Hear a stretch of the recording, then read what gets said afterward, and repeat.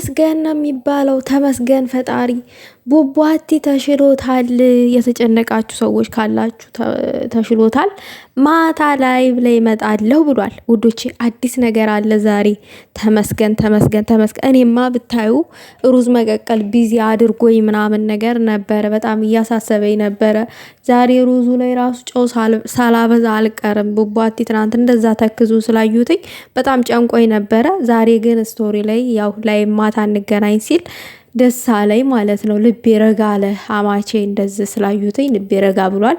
እና ውዶቼ እንግዲህ ያው ጥሩ ጥሩ ቃል ፍቅርን በመስበክ አንድነትን በመስበክ እንዲታረቁ እነዚህ ልጆች ወደ ህይወታቸው እንዲመለሱ እሱንም ምክር ካላችሁ ምክር ብጤ ያው ጣል አድርጉ እንጂ ሌላ ነገር እንዳትናገሩ። እንደው በፈጠራችሁ ሁሌም እንደምላችሁ መጥፎ ነገር አትናገሩ ውዶቼ። ፍቅር ሁሉን ያሸንፋል። በተለይ ደግሞ ታውቃላችሁ እነዚህ ልጆች አብረው ሲሆኑ እንዲሆኑ ብዙ የጣራችሁ ሰዎች አላችሁ።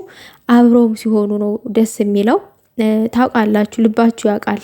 እና ጥሩ ፍቅርን ስበኩ ለማለት ያክል ነው አሁን ብቅ ያልኩትኝ ማለት ነው። ያው ቡቡቲ የለጠፈውን አይቼ አይ ምናምን ነገር አልኩኝ። ልቤ ይደነግጣል። ለምን ይሆናል የለ የራሱ ወገኖች የራሱ እህት ነኝ ባዮች አካውንት እየቀያየሩ ይሰድቡታል።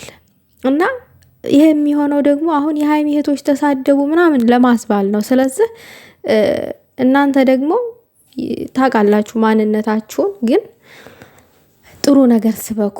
ከእንደዛ አይነት ተንኮል ውጡ። የሀይሚን ፎቶ ተሸክማችሁ የብሩኬ ወዳጆች ብሩኬን የምትሳደቡ ሰዎች የሀይሚ እህቶች እንደዚህ ናቸው ለማስባል ይህንን ነገራችሁን አቁሙ ማለት ፈልጋለሁኝ። የምትወዱት ከሆነ በንጹህ ልባችሁ ውደዱ። በቃ አሌለ ከኒ ወንድምነትን ነው የሚፈልጉት ብሏል እሱም።